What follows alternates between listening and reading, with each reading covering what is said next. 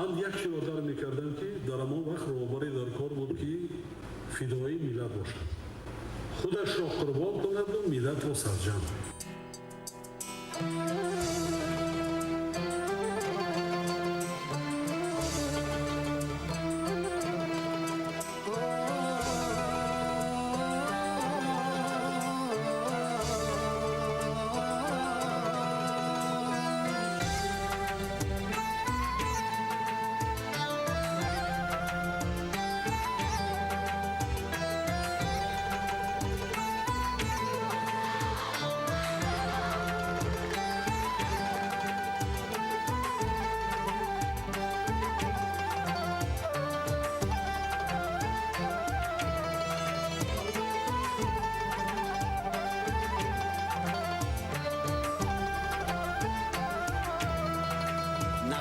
گفتم نه پا گفتم،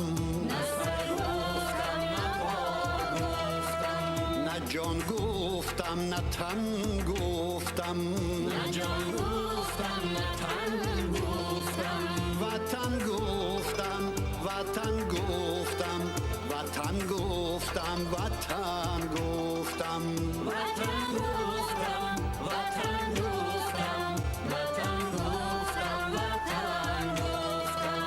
هزاران بار ما گفتم کسی هم دل نشد، اما جهان زیدی من شورید. اگر یک بار من گفتم و آیان دل نهادم دیده و دل بر عیان بستم، به غربت از وطن گفتم، به خلوت انجمن گفتم، وطن گفتم وطن گفتم، وطن گفتم وطن گفتم،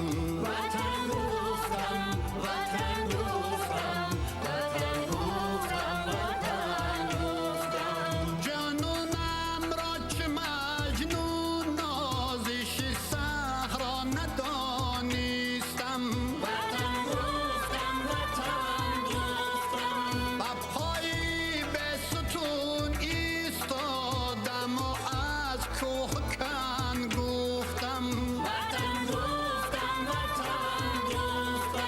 زبانی شمع طبعم گاه گه دامان دل گیرد، مبادا که پشیمان گردم از آن که سخن گفتم، پشیمان نیستم هرگز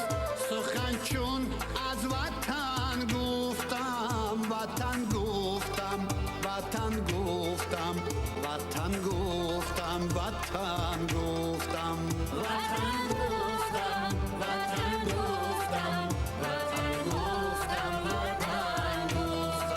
نه سر گفتم نه پا گفتم،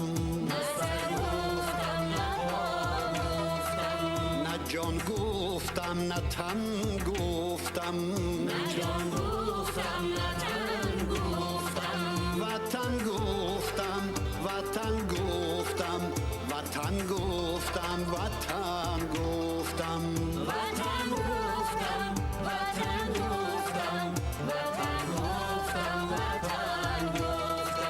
وطن گفتم وطن گفتم، وطن گفتم وطن گفتم.